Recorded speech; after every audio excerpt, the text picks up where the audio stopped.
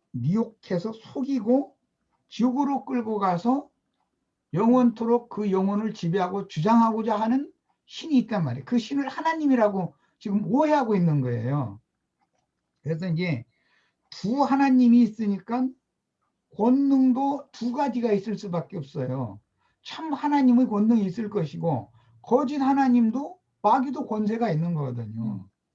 그래서 이 세상 권세라고 하는 것은 예수님의 말씀에 의하면 증인들, 제자들의 몸을 죽이되 그 영혼을 어찌할 수 없는 그런 권세의 한계가 있어요. 마귀 권세라는 거는. 그런데 참 하나님의 권세는 몸도 죽음에 넘기지만 그 후에 영혼을 능히 지옥불에 내려버리실 수 있는 권세를, 완전한 권세가 있는 거예요. 심판하는 권세까지 있는 거죠. 살리는 권세도 있지만 죽이는 권세도 있다. 하나님은, 참 하나님은. 그러나 거짓 하나님은 살리는 것처럼 하지만 사실은 죽이는 권세만 있지 죽은 자를 살려놓는 권세는 없는 거거든요. 또 하나님은 없는 것을 있게 하시는, 무에서 유를 창조하는 하나님인데 인간에게는 원래 믿음이 없어요. 믿음과 신념이라는 건 굉장히 다른 거예요. 그래서 우리 윤영재 님이 아마 지난번 가르친 그 목회자한테 그에 대해 굉장히 깊이 있는 가르침을 받은 것 같아요. 믿음은 무엇이냐 이거에 대해서. 믿음은 영접하는 거예요. 그런데 예수 그리스도를 하나님이라고 영접할 것이냐, 세상 부귀영화를 주는 세상 그 잡신을 하나님이라고 영접할 거냐. 이거는 영접을 세상 사람들이나 세상 교회 사람들은 이미 영접이 돼 있는 것이지 그 육체 속에 그 죄의 능력과 권세로 함께 하고 있는 거예요. 세상신이라는 건, 마귀라는 건. 그런 것이 구태 영접할 필요가 없어요. 그런데 목사들이 이렇게 뭐 최권능, 뭐 김권능, 뭐 무슨 권능, 목사들 이름이 권능이거든요. 대부분 많은 목사들이. 그럼 그 사람들은 대부분이 부흥강산으로서 하는 사람들이에요.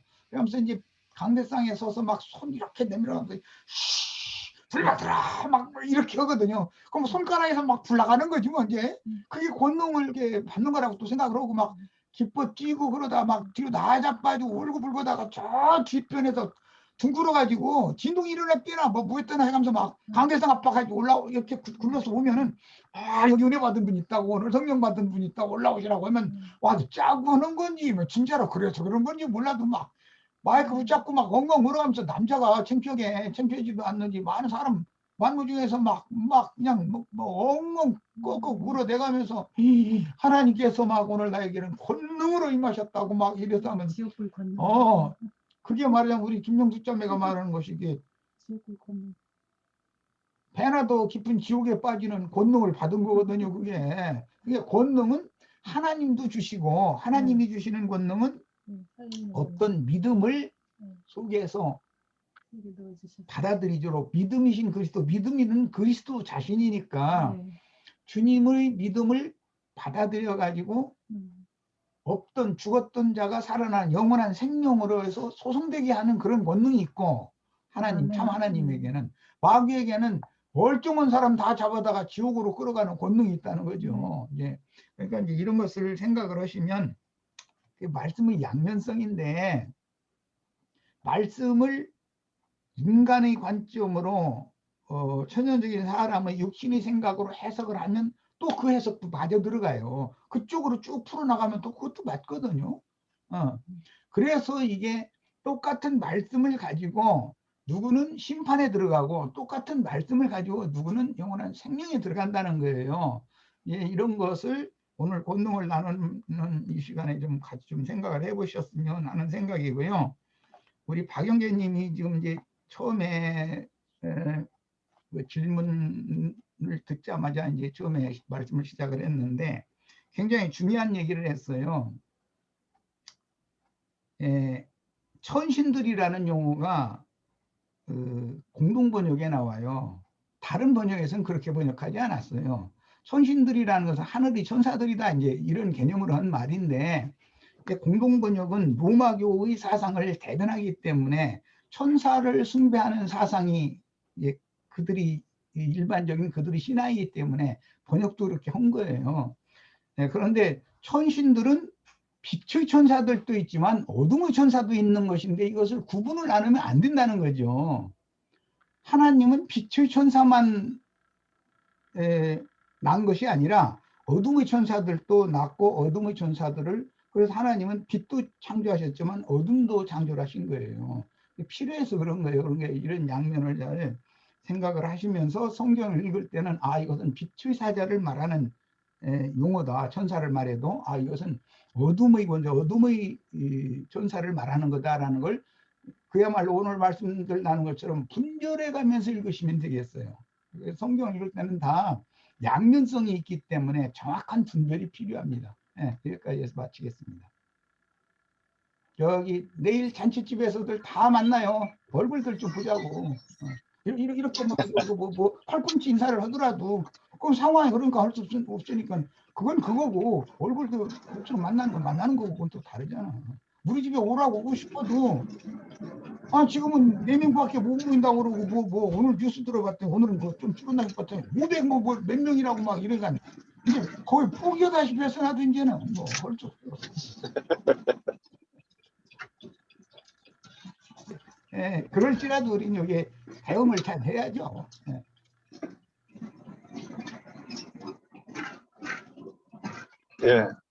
아이고, 이번에 자료를 좀